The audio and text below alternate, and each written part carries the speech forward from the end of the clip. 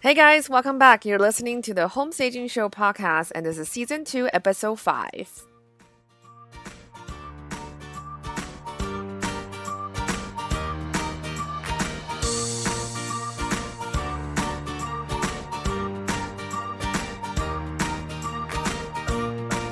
Hey, welcome back to the podcast. If this is the first episode that you're listening to, this home staging podcast is all about learning how to create a beautiful home, whether it is for selling or for living. On today's episode, I'm interviewing Michelle Fenimore, who's an amazing home stager based in Toronto.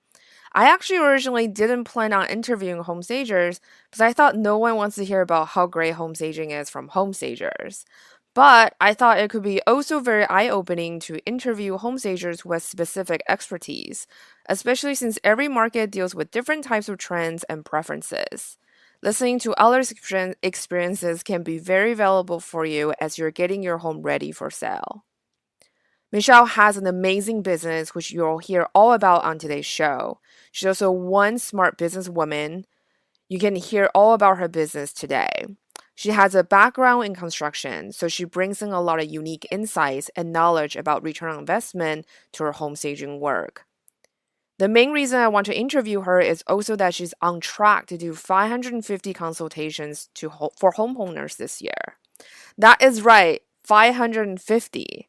So I'm super excited to bring her on the show. Michelle's staging and design work has been featured on HGTV, Fox TV, and CBC Radio 1. Identifying the ideal client was a key factor in creating a home staging company that has attracted sellers and real estate agents that led her moniker to being named as the go-to girl when you're looking to sell a property. She also has some very impressive accolades. She is the 2015 and 2013 RISA Top 10 Stagers in Canada. RISA stands for Real Estate Staging Association. She's also the 2015 CSP International Masters of Staging. CSP stands for Certified Staging Professional, which is really one of the largest home staging training schools in North America. She's also the 2015 Maria Killam True Color Expert. Before we get started today, I just want to give you a quick update and a little plug about our unique real estate product, EcoJo. EcoJo is an eco-friendly St. Joseph statue home selling kit. In real estate, there's a tradition to pray and bury St. Joseph statue in your yard for good luck in selling your home. And we had designed and made an eco-friendly one that is made with 100% clay. You can find our EcoJo products in our shop at stagemore.com/shop, along with other products like open house checklists and e-courses on home staging, like our signature course, Stage Your House Like a Pro. If you're a home stager or home design professional listening to this show, don't forget the registration for our November Napa Valley retreat is closing. You can find more information on our website as well, just by going to www.stage for more.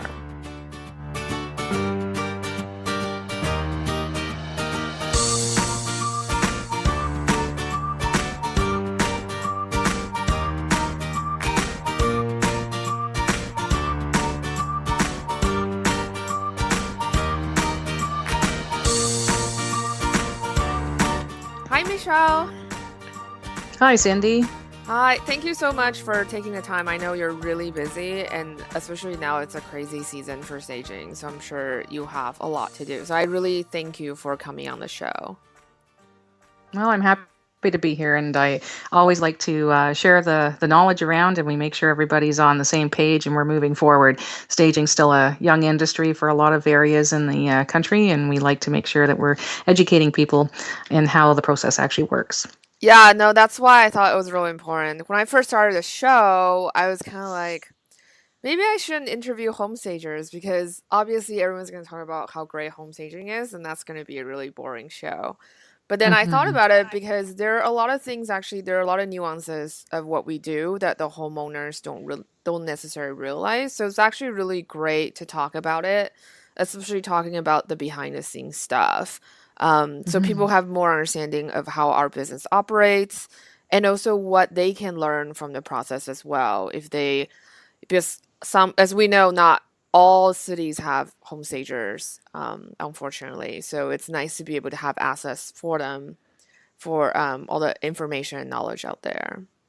That's right. Well, I'm glad to be part of that program with you. Yeah, so thank you so much. So, most of our listeners are not familiar with your business. Can you tell us a little bit more about yourself and how did you get into line of work? And also talk about your business, obviously. Okay. I've been in the home staging industry for 8 years. I was in the construction business for years. We had a company that supplied gas lines to new residential sites. So we would, gas pipe over 5,000 houses a year. But my father was a carpenter renovator. So I had a lifelong experience with tiling and drywalling and renovation, dust, and whatever, all the things that you see on those TV programs. So I actually lived it, didn't think anything about it. But eventually I was introduced to The House Doctor on TV. It was an English program on Mm-hmm. BBC Canada. And my husband looked at me and he says, you should do this. You have all the skill set to do it. You should look into it. So I did. I took a training course. And from the minute I took the training course, I was in business doing it because I could see where it would actually create value for agents and for homeowners and be a very viable business model for myself. And I was very lucky because within the first 6 months of being in business, HGTV found my website, said they liked the look of my work and would I consider being featured on one of their TV shows. So we did agree to do that. And no, you don't get paid for doing those things usually back then in those days. Yeah. So what you did get was a lot of marketing out of it. And it launched my career by being on that one show. I actually ended up being on 2 or 3 shows, not me personally, but my work. And that's all it takes is to have the credibility in the industry to go forward like that. Then I was found by a brokerage firm. They were building in an 18,000 square foot real estate brokerage. And I didn't know that's what they were doing, didn't know who the people were. It was an entirely different city than where I lived. Again, they found me online, and I cannot stress enough the importance of having a blog that shows your work before and after. And that's how they found me, and they asked if I would do a couple consultations for them, and I did, and I went in to meet them, and that's when I learned that they were building this big building, which they called a village. In other words, they had a bank there, they had a mortgage broker, they had home inspectors, title searchers, all the agents, and there was my office beside the owners. So I thought he was a little crazy at first, and I went, how do you know me? How did you find me? But eventually I said yes, and it's been one great adventure after another being there. Now, I do work for all brokerages, all brands, but I do maintain an office there. There's over 500 agents, so of course they introduce you to all types of business, whether it be design, industrial, commercial, retail, residential, and product photo shoots, things like that. They have clients that have needs and wants, and if you're willing and able and that you can provide those services, then you have steady stream of clients when you do that. So that's where I am, and yes, it is a very busy time of year for us here in our area. The next 4 weeks are some of the busiest weeks of the entire year. That sounds amazing. Mm-hmm. That's great. It's been just an unbelievable trip this whole last 8 years, and you just never know what's coming up next, and it's always exciting. And some jobs you wonder how you're ever going to pull them off, but you do, because you don't realize in your lifetime all the different skill sets that you have, how they come into play for a particular client that you might have. And that's another thing. I'm very, very particular about which clients I take on. I already know who my ideal client is. That comes from years and years of being in business, but you should really concentrate. If you don't know how to do that, learn how to do it so that you're always taking on work that helps either grow your business, maintain your business, the type of business that you want to be doing, and working with the type of clients that you want to be working with so your days run smoothly. That's a really great advice. As you know, like we come in contact with new stagers all the time, especially now the market's hot. There's more and more new stagers coming on the market.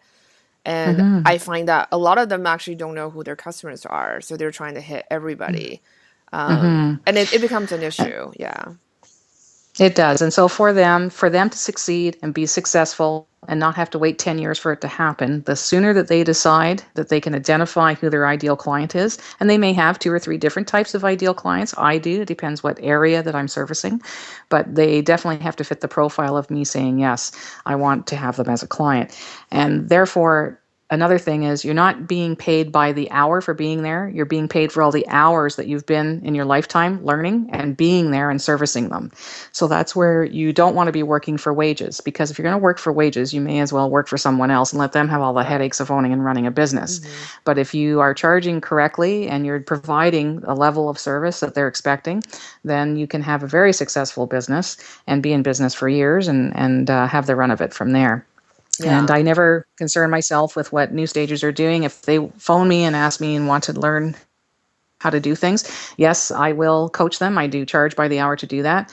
But every single one of them that I've ever done has gone on to entering our association contests for their work, and they generally all come in the at least the running of it, or the like number 1, 2, or 3, or they actually win the category. So always find yourself a good mentor. Don't be afraid to share information. I tell everybody everything because I know 99% of people will never use anything that I tell them, and that's fine. But that 1% that takes it and runs with it, they have a very successful career.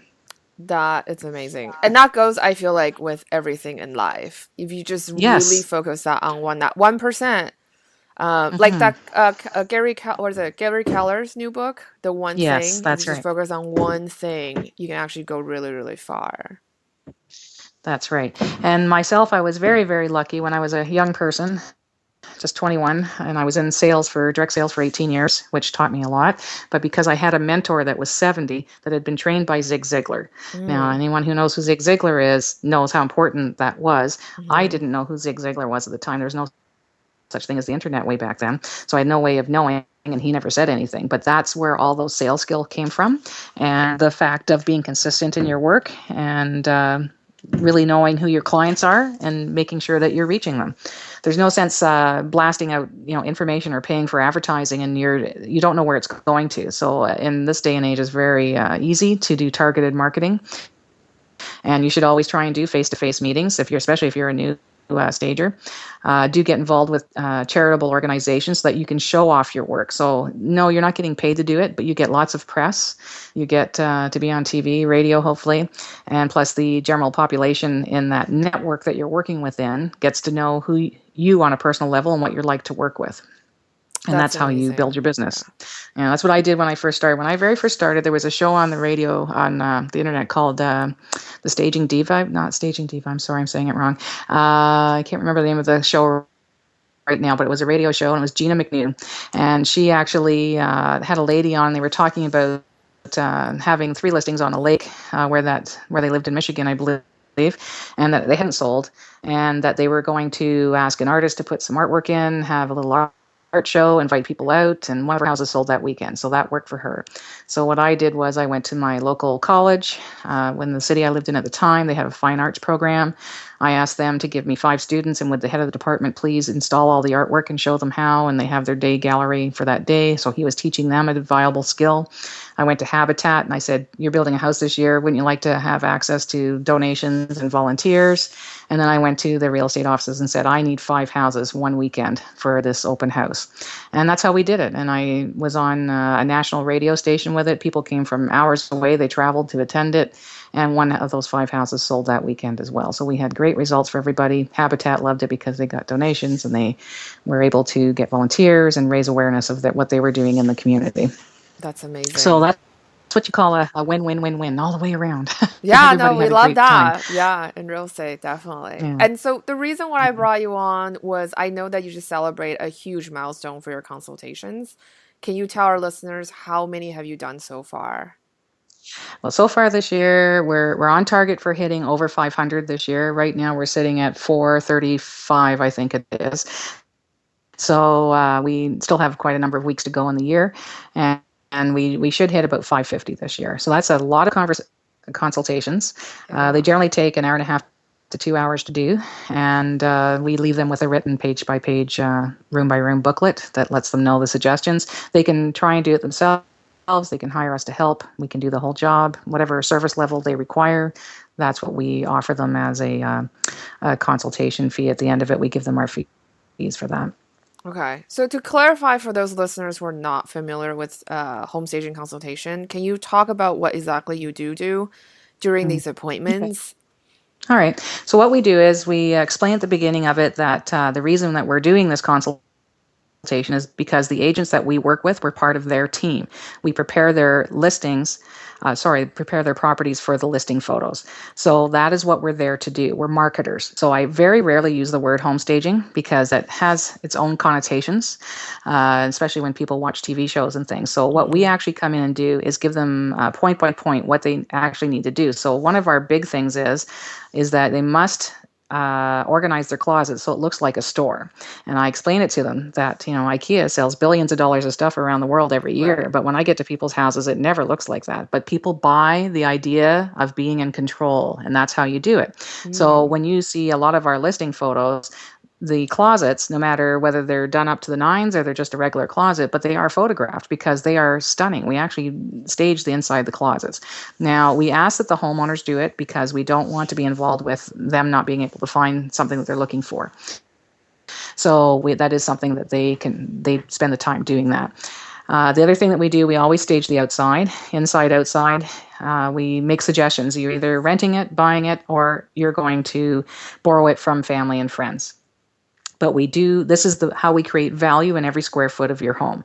So we run by them. The reasons why we're doing this is that everyone thinks their house is the best one on the street. Everyone wants to list at the top of the market. If you're going to do that, then your home has to reflect that value in the eyes of the buyer. So we help them by giving them ideas of how to make that happen. So we'll say last night there was a 4-bedroom home, just a couple there. They didn't have any kids or anything. And I said, do you have friends that have, a crib that they could lend you? Fine, let's make this little tiny small bedroom, which most people would just dismiss as being no value at all. What are you going to do with this room? We're going to make this the nursery. So they were cooperative with that. They're going to contact their friend. They're going to borrow that crib set. Whereas I can rent it to them, but my goal is always I'm part of the team for the agent. I'm trying to get their listing in the best possible value enhanced look for the buyer. So it doesn't matter to me whether they rent from me or not. I don't own my own rental furniture. I use a company. So it's not money going into my pocket. So either borrow it or rent it, go buy it. It doesn't matter, but we need to create some value here. And sometimes they can't do it. There's either budget or time restraints, and that's fine. But the suggestions are always made because that's my job, is to go in and make the suggestions. They do as much as they feel comfortable with and how much they can do per their budget and for the time allowed. And I always tell them, when you're done and you're ready, that's when we take listing photos. You do as much as you can. And so we are great motivators, and they know they can call us afterwards if they have any, a couple quick questions. Did you mean this, or am I supposed to do that? That's fine. Our goal is to get that listing in the best possible shape. That's amazing. So do most of your homeowners end up doing it themselves, or you come in and help them do it? I service a wide area, right from downtown Toronto, a large city on the lake, all the way up to what they call horse country. Mm-hmm. So wide open fields, lots of horse farms, a great variety of people, and whether they think they can do things or not. So the ones up north are more accustomed to doing things on their own. And it's just now, 8 years in, it's changing where they are renting furniture from us now. Mm. I have my own rentals I'm known for my artwork because most of the houses in our area are very large homes with large walls. So I have over 400 pieces of artwork that are very, very large. Mm-hmm. So I get called to stage because of that, because again, I've identified my ideal client and I know that's what they require. So that's what I'm known as, is that person that can supply that, because most stagers do not make the investment into artwork.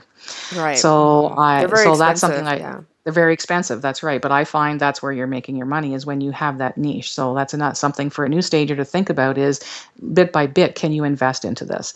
Right. So the condos downtown, the big luxury homes that we service mostly in our area, yes, they all rent from us. They rent furniture, they rent artwork, lamps. It's a funny thing in our area. It gets dark at 4:00 at about November time into spring, and people don't have lamps. So we have many, many lamps, like over 100 sets of lamps. So that's what we do. We take those out. We provide bedding if the house is not occupied. If they're not, we offer shopping services to supply that. The people up north, you're right. Most often they're just going to borrow, or they're going to just go out and quickly and get a few things themselves. But it's just changing now. Now, 8 years later, they actually are starting to rent furniture from us, and accessories and accent pillows and artwork. And a funny thing is happening. This just started happening maybe 3-4 months ago. Now we're getting agents calling and saying, I've seen your houses. I want you to do that for my client. That was not happening until just this past summer. That's awesome, though. That's really, really Yeah. great. Yeah.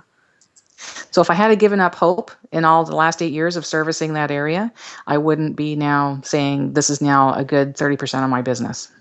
Yeah, because basically you're slowly building that business up. And I think that's a really great point, because I think most new stagers get into the business think that they can get rich quick. And that's not Mm-hmm. true. I mean, it took a long time Of any for, business. yeah, any business. It took a long time for my Any business business. to turn a profit and to get to the Yes. six-figure stage. And it's different, and a lot of time people get into business, they think, oh, it looks so easy on television, but it actually is not. There's actually a lot of things that go behind it. So I'm Well, this glad you is brought what that up. I encourage people to. Some people only do consultations. That is their business model. Well, that's a certain type of business model. Yeah. I can't do that because of where my office is located. They're looking to me to motivate these people and get their houses ready. Now, because I have a renovation background, I can call somebody this afternoon, one of my trades, and I've known them for years, and they'll go tonight, give a price, and they'll have a team there tomorrow ripping that bathroom out and renovating it if that's what it's required. So I don't know many stagers that can pull that off. Again, that's my niche because I have a construction background. So again, you have to identify what is it that you can do that's better than anybody else and everybody knows it. So on my license plate on my vehicle it says go to girl because everybody knows you want it done, go to that girl. That's So that's awesome. what I I'm known love as. that. That's a Yeah, it works well. And it's funny because I was up in the country, as I said, up north, and when I answered the door, the lady answered the door, and she looked at my license plate, and she goes, "Oh, I know your truck. I've seen it around." And I said, "Well, hopefully I haven't cut you off at some point. I'm very sorry if I have." And she goes, "No, I just remember the license plate." So it was kind of funny, the introduction, right? But definitely, it's starting where now it's even more accepted up there. And I'm telling you, it is a country setting. So Yeah. don't give up hope. The stagers that are out there in the outlying areas, not near a major city, it is changing. Yeah, it does take time to build up that business. And I think that's great. You also brought up the business model where there's some people only do consultation. Like for me, I know my niche is doing smaller starter homes, 2,400 square Mm-hmm. feet and below, done in one day, and that's my niche. We can do Mm-hmm. that. We can go in and out very fast and get it done Yes. for our clients. And Good. we can still Yeah. build a six-figure business. Like I know there are Mm-hmm. people like Michelle Minch in LA, and she does big houses, 10, Mm-hmm. 15,000 square feet. That's not Mm-hmm. my niche, and I know that very well. But she does that very well for her. She So, does, yes. yeah. And our area is the same thing. They're mostly, 5,000, 7,500 would be a medium-sized house, and then there's the 10,000 to 15,000 square foot houses. So, yes, that's another niche business in my area, which we service. And again, the clients like us, well, me in particular, to do that particular consult, not someone that's working for me, because I know how to work with that type of client, what the level of service that they're requiring, and I know how to handle the conversation. That's another part is what's your background? Where do you come from? Are you accustomed to working with business people like that are accustomed having their own way? They're the boss, but you're coming in and you're telling them, look, you need to change this. And you have to get them motivated enough to actually say, yes, go ahead, please do it. So that's another skill set. And I always ask people when they are telling me they're thinking about becoming a home stager, when as soon as they say they like to decorate, I go, okay, well, we have to look beyond that Yeah. because that's not what we're doing. This is actually marketing. Have you ever done marketing? Right. I know I love people that have worked for the Gap at some point in their lifetime because the Gap is master marketers. So I actually did their windows once for 1 month just so Mm. I could see how they do the layouts because they Yeah. send them the picture every morning, right? Yeah. And The I wanted to corporate see, determines yeah. that and then send it down to all the stores. That's right. So I did that, and yes, it was only minimum wage, but I did it when I first started my home staging business. I did it over a Christmas period. My daughter happened to work in the same store, and I went in, but I did it for a reason because I needed to know that information, and who better to learn from than somebody who's a master at it. Yeah. So you have to look at if you don't have some skill sets, then please go ahead and work with someone who does so that you can gain those skills. I worked with a lady that all she did through university was make the beds at a very high-end hotel at Lake Louise out in Western Canada. I learned how to make beds from her. It's a Mm. simple thing, but it isn't. It makes a It's the huge details. difference. Yeah. Even just the height Yes, of the it's the bed. details. Yes. So this is why it's so important that agents need to know your job is to get listings and to find buyers. Anything else, you should be having someone else do. And I don't care if you're saying that you're going to show up and sweep their front porch for them. No, have somebody that you can assign that does those kind of things. And don't be doing staging because you can make way more money being an agent. So please go do that. That's what your profession is. Please Yeah. don't let your client see you being the person who's taking the garbage can out. You need to actually concentrate on what it is on your skill set that you've paid a lot of money to get a license to do. Exactly. So, Yeah. what are some of the important things that you look for when you go on a consultation? The important things that we look for in the property, right? Mm. Okay, so what we're looking for is number one, it has to be light and bright for someone to make a decision to buy that house. Darker colors are great when you're living there. Do whatever you want, do it in your next house. But in this house, you have to paint it a lighter color. And our association actually works with a paint company. They do give us some paint colors to use, and when you get there, you see which one works with the cabinets, the tiles, whatever. And I'm a culprit of that as well, because when I go to sell my house is always painted dark. I have to paint it light. It almost kills me to do it. So I get it, what homeowners are going through, and I relay Mhm. that story to them. So always try to remember to relay a story while you're trying to do that motivational talk with your homeowner to get them to make the changes, because then they go, okay, yeah, okay, I'm just like you then. Okay, so they identify with you, they identify with the issue, and then they move forward. The second thing we always are trying to do, as you know, is to make space. So I carry green painter's tape with me, and I put a piece of green tape on everything that needs to go. Green means go. So there's Mm. no question about what's staying, what's going. This is what's going. Our houses here, where we live in particular, have enough stuff in them for at least 3 houses. So I actually use the reverse system. I put the green tape on what's staying. Anything that doesn't have green tape on it is going. Please pack it. So from there, I work with two companies that they actually do that part of the job. I do not do that part. And then when it's ready, then we go in and we do the staging work. And from there, we're looking for maintenance issues. I do outline all of those as well, because I do have a construction background. If I have asthma, so basically if I go in a basement and we have a real problem around here where you can have water in the basement, then you have the mold and things like that, I just let them know right away, you need to call somebody and get this solved. And it's better to get it solved, or at least get a price to get it solved, so then you're giving your agent something to negotiate with. When you're asking top dollar, they're coming in at a lower rate, and you can say, well, this is actually how much money it's going to cost to fix this issue, and then you have something to bargain with. So because I have a sales background, I actually discuss those types of things to help the homeowner be motivated to make the changes.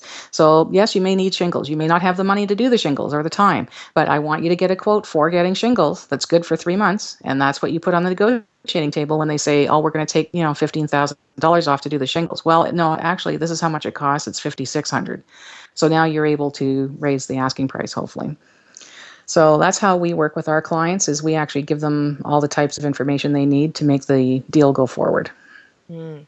That's awesome. I love that you have a construction background, because then you can really come back and say, this is going to cost how much to do your kitchen, stuff like Right. that. That's right. So we paint kitchen cabinets all the time. In our area, we have a ton of the golden oak kitchen cabinets, Mm. and we have great painters that come in and do them up for us, and they do. They look brand new. They're done professionally, so it looks good. It's not like when a homeowner does it. Yeah. I really caution people about doing things like that themselves. You can't ask top dollar when you've done it yourself, because you're not a professional. Simple as that. And I explain it to people. I can't show up at your work and do what you do all day long. So please don't try and do the painter's job. It's worth the pennies to do that, right? Yeah, no, that makes a lot of sense. And usually, if you have an older kitchen and bath and the homeowner really has very limited budget, what do you usually recommend Mhm. them to do? Okay, if they don't have a budget, I recommend that they do paint it themselves. Okay, if they have a bit of a budget, please hire the painter. If you have a bit more budget, option 3 is we're going to replace it, and I have my guy come in right away and it's done. So recently we did one. It's a very sought after high end market, and we had the house bank appraised. That's how our real estate deals go here. Everyone typically gets a bank appraisal first of the property. That's just something that's done. And we had that done, and we did 3 of their main bathroom, the ensuite, and the daughter's bathroom on the upper floor. It was $18,000 we spent, Mm. and they were ready in 3 weeks. The house then sold for $110,000 more than what it was just appraised for the 3 weeks before. It took 5 days to sell it. So it's pretty hard to argue with numbers like that. But again, I have a construction background. I could pull trades in that would come right away. They do their work each day. They don't leave till the job is done. They clean Yeah. up every day. They make everything nice, right? So everybody's in a happy camper at the end of this renovation. And plus, the two owners were both CAs. So, I mean, they just couldn't believe how much money they just made. And I went, well, that's what happens when you call in the right professional to help you with your renovation of your house. And then, of course, to sell it, to stage it. What is CA? So that's the Well, chartered accountant, sorry. Oh, okay. Yeah. No, that makes total Yeah. sense. When you put out like dollar and cents like that for the seller, it really makes a huge difference. Yeah. Exactly. But And oh, so, like yeah. people say, people will ask you, and I'm sure they ask you too, is like, well, how much more can I expect to make from this? And I always come back with, I can't give you a solid number. Even your bank will give you a range. If you install a swimming pool, you probably are not going to get more money for your house because 50% of people don't want the pool. Yeah, So that's not a exactly. great investment. If you renovate your bathroom, this is how much you can expect to gain on it. Okay, so that you can get those simple numbers from a bank. I only relate stories that are for that particular neighborhood that I'm working in. Did you see this house for sale? Yes, you did. Great. Okay, this is what we did there. This is what it sold for. They were trying to sell it for 2 months at this. It didn't work. We did our work, and then we sold it for this. Now, when a new stager starts, they don't have stories like that, so they have to wait a little bit to get the information that they can actually start using that in their presentation and in their consultation when they go to the house. But how you do it is bit by bit, house by house. And what's the old Yeah. saying? How do you eat an elephant? One bite at a time. So you just can't be in so much of a hurry, and you have to actually build a solid foundation, and then you move forward from there. And that's the same as any business. It doesn't matter who you are, what you're Yeah. doing. That's how you have to start. It's But also, as yeah, far as it's stage, sorry, go ahead. no, go ahead, Cindy. Oh, I was gonna say it's also very market dependent. Like in Bay Area, I usually recommend against it just because most homeowners don't have the knowledge like you do. They can't Hmm. really, they don't really have the time to supervise a contractor that they're hiring for the first time. So it became a more risky situation. But for investors, I Yeah, so you definitely wouldn't do like, that. yeah. Yeah. And also Yeah, in for the investors, Bay we work with a Area, ton of investors. huh? I'm sorry, what? We do work with a lot of investors. I Yeah. understand what you're saying. But when Yeah. I send my guy, he is the GC. They don't have to supervise anything. He's Yeah. supervising it and he brings his trades in. So they Yeah. just go to work and come home at night. That's it. Yeah, that's a great investment in that sense. And for us too, there's a lot of older bathroom here in the 50s, but actually a lot of the Bay Area people actually like it. So a lot of times we actually just say, just keep it because most of the time buyers do keep it as is, or if they decide to remodel, that usually down the line for them. So, It's down the line. That's right. And yes, I do encourage people to keep the ones that are in very good condition, but they're from the 50s because they're all those fun colors. And hmm, actually, that's all coming back in again yeah, even in our area. So absolutely, you must always look at what your area yeah, is demanding. And if you have that, then work with it. Don't try and change it.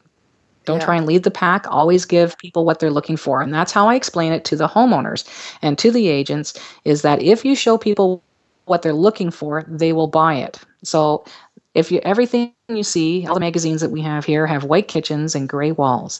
Well, then you better make sure as much as hmm, possible you can make that happen. But yeah. if not, then you're going to incorporate by changing out the light fixtures. Here, vintage gold is coming back in really strong. They've been trying to lead Oh, it in for really? 5 years. Nobody was buying it. And nobody was buying it for 5 years. Now, all of a sudden, everybody wants vintage gold. That's So, funny. okay, now's the time to start putting those lights in. But if you put them in 5 years ago, it would have been wrong, even though they were everywhere and they were in New York, even years before that. So you really do have to know your local market. Can't stress that enough. And then from there, bedding. Right now, flowered bedding is supposedly all coming back in style. Well, not in Yeah, our area. yeah. Okay, so if you're down south and I love Melissa Merrill. She does some great work. She does a lot of painted chalk painted furniture. Hmm. That goes over really well in her area. It does not go in our area Yeah. For at us, all. And but that's I love going what she does. out. Yeah. For us, that's going Yeah. out already. People are kind of tired of that trend. So yeah, Hmm. it just depends how trend travel in different parts of the country, actually the world, depending on it's very largely dependent on what your local market is responding to. Hmm. Mm. Exactly. And also how much light you have. I was saying a little bit earlier about how in our area, come like another, I don't know, 3 weeks, it's going to be dark at 4 o'clock and we don't see the light again until after 8 o'clock the next morning. So we tend to huddle. It's winter and we stay inside, or you're out skiing where it's brilliant white snow. But when you come in, you want a fire and you want it to be warm and cozy. So it's an entirely different thing than a market, say, where you are, right? Yeah, So very you different. have to really understand your colors well. And that's another thing is I did end up taking a true color course. So actually certified now. I was always good at picking out undertones, but you really, really need to understand how to pick out undertones. There's nothing worse than specking a color, and then once it's all up and you go, oh my gosh, that doesn't look very good with those tiles in that Yeah. kitchen cabinet.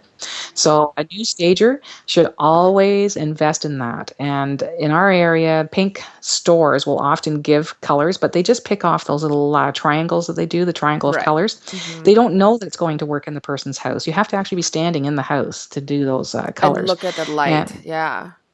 yes, and look at the light. And that's how I do it and how we have such success. And usually I always say, like, when the men are standing in the room and saying, wow, this really looks better, well, you know you've done your job properly, Hmm. because usually they don't really take too much notice of these things, right? Yeah. So Yeah. yeah. I love we're talking about this because there's just so many things that go into our jobs and that most people don't realize. Like realtor just a lot of realtors who don't really work with a home stager, they just think that we just show up and move furniture in. I mean, like This any is movers can do that, right?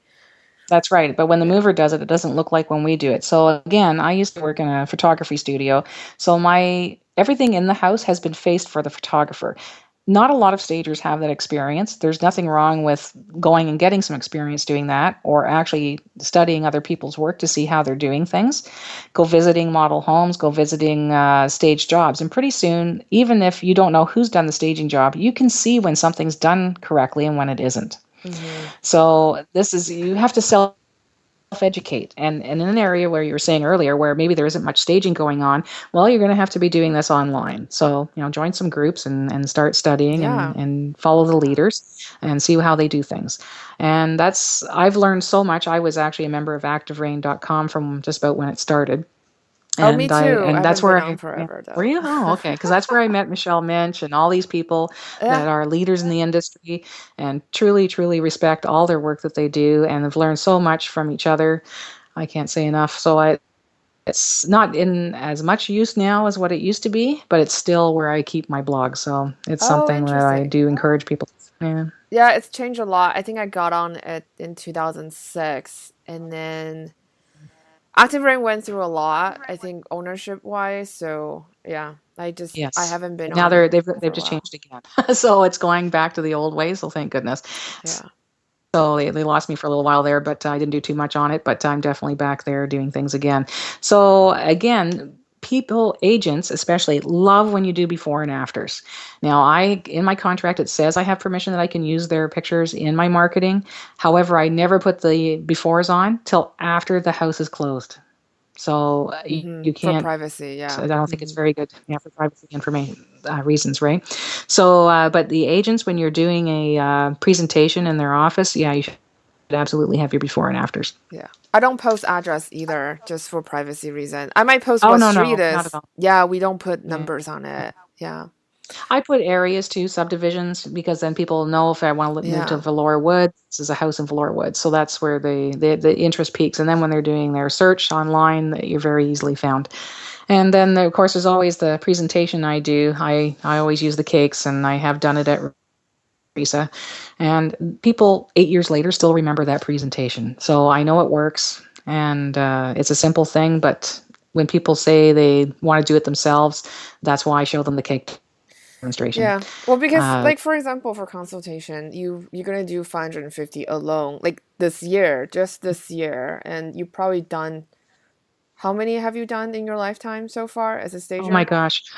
Thousands, I'm going to say a lot. Thousands. right? So Thousands. it's different than Yeah. when a homeowner or an agent who's doing it for the very first time. So it's not to knock the DIY people. I'm all for Mm, DIYing, but just so that I I think a lot of times, like when I give recommendations to the homeowners, they feel very stuck or they feel frustrated because they can't do it the way I do it.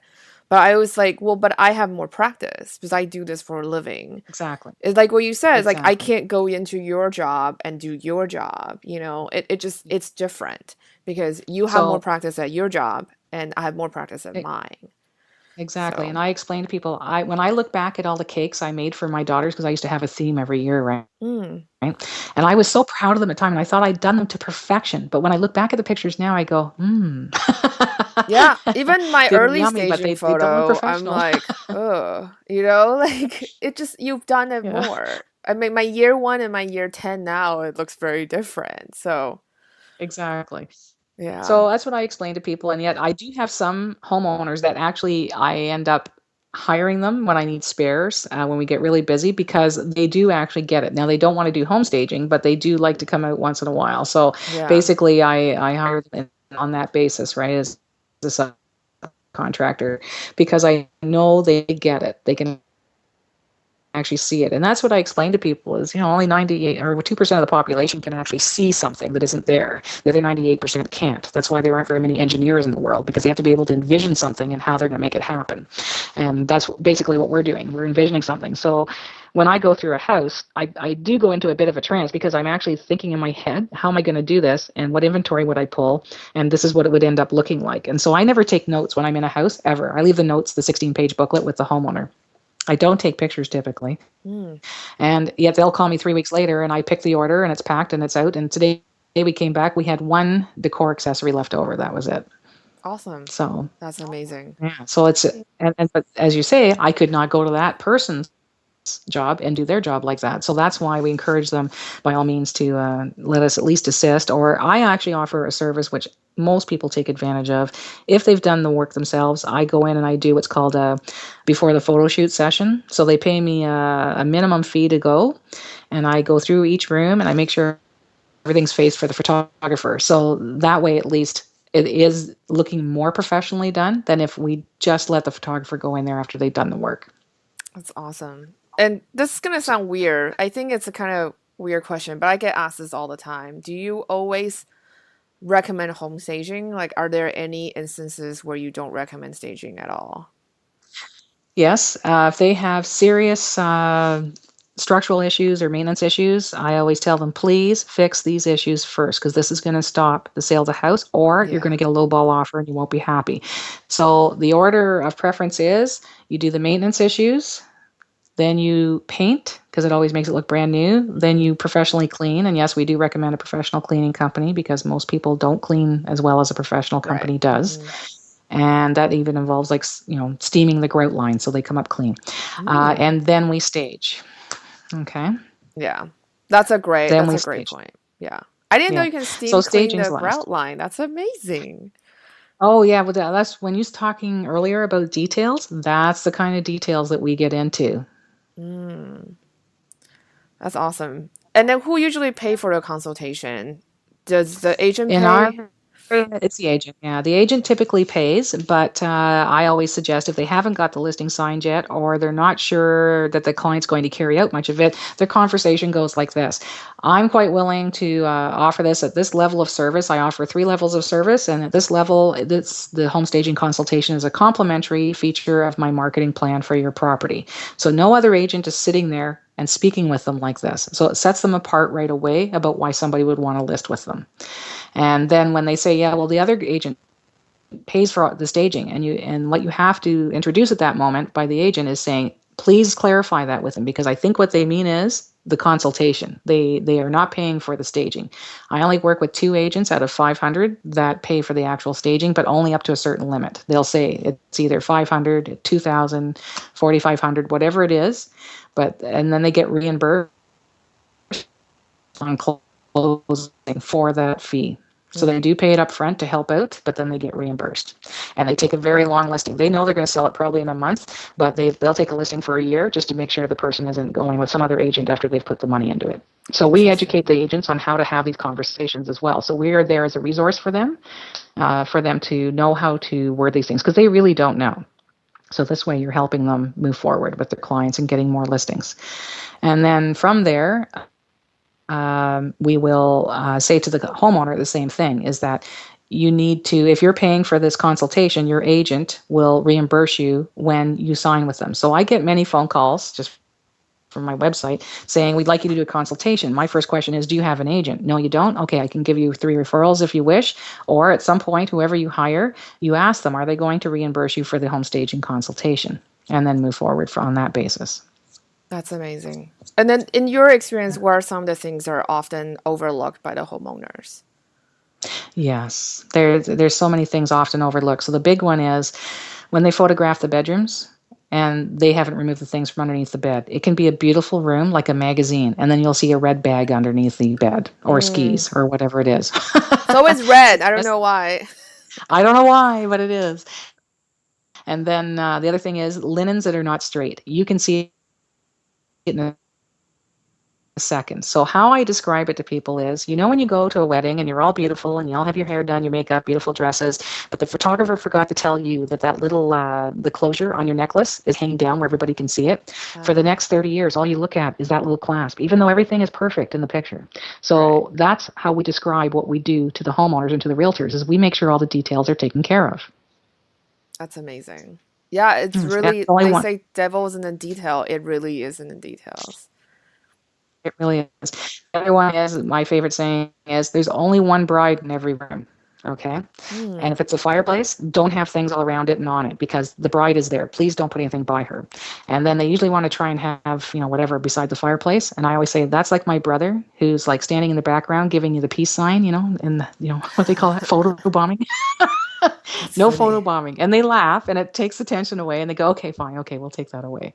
But they try to have big plans and things there and whatever. I'm going, no, you have to take the plants away. If you were in the plant business, I'm all for you showing off all your plants.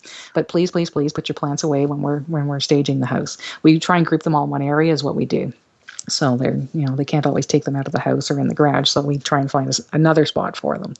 So that's how we do that. And we just make sure that everything's perfect. The other analogy I give them is, it's like a man with a black suit, but he has one piece of fluff on his lapel. Don't you all stare at it? Yes, you do. And if it didn't make a difference, you would stare at it, but everybody does. So that's what we do for you. We actually take away all those things that make people want to click through and see the next listing and get away from yours. And so that's what we do. We actually pay attention to all those details. That's amazing. I have one final question for you, but before we do, I just want to thank you so much for coming on the show today, because I know your time is very valuable, and I can't tell you how appreciative I am. And can you tell our listeners where they can find your business? All right. I have a blog, which they should probably start with there, and it's my name, MichelleFenimore.com. I have a website that is AdvantageStaging.ca, and then I'm on Facebook as well under my name, Michelle Finnamore. You can always find me there. LinkedIn, same thing. Cool. And we'll link to all this on the show notes as well. So my final question for you is, are there any what is the one tip you always give to the homeowner when it comes to home staging? The one tip I always give them: open the draperies. They need to extend their rods so that the draperies are actually on the wall and not on the window. It makes the room look amazingly larger immediately, and lets light in. Two most important things. And when I do it with people, they cannot believe how much bigger their bedroom just became, or their dining room. And it's a perception thing. It's the same size square footage, but it is remarkable what that one thing does. That's amazing. I love that tip. Okay.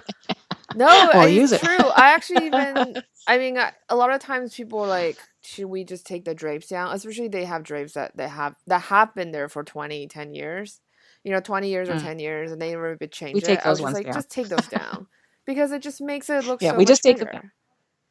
bigger. Yeah. Absolutely. That's what we do as well. We do have a very incredibly inexpensive source for rods and draperies in our area. So if they do insist on having draperies because they need privacy, then this is where we tell them to go to pick them up. If they want us to pick them up, we charge them a sourcing fee for doing that, but we're very happy to do it. So that's the number one thing, is make that room look as big as you can. It's I want everybody to try it in their own home, even if they have to, and you will see what a difference it makes. Hey, so that's it for today's show. I hope you have learned a lot from Michelle. She is a wealth of information and a true leader in the home staging business. I also want to quickly clarify about remodeling. I think most of the time when clients approach Michelle, because of her construction and full service background for her home staging business, she can handle the remodeling of their project because the timeline that they have.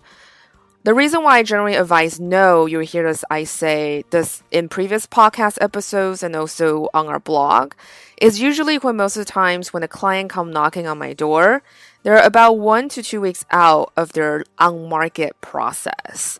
So their time frame is a lot shorter. So that's why I usually advise remodeling unless I see something serious that they have to take care of, like a foundation crack or, like uneven flooring, that kind of thing. Then I would discuss this with the client. So I hope that clarifies the difference of opinions between Michelle and I. So thank you so much again for listening. If you enjoyed today's episode, please leave us a review and a rating on iTunes, SoundCloud, or Stitcher. This will help others to find our show and keep it going. As usual, feel free to ask any questions on the show notes or our private Facebook group. You can find the show notes by going to www.stageformore.com/podcast. So that's it. Have a fantastic week and happy staging.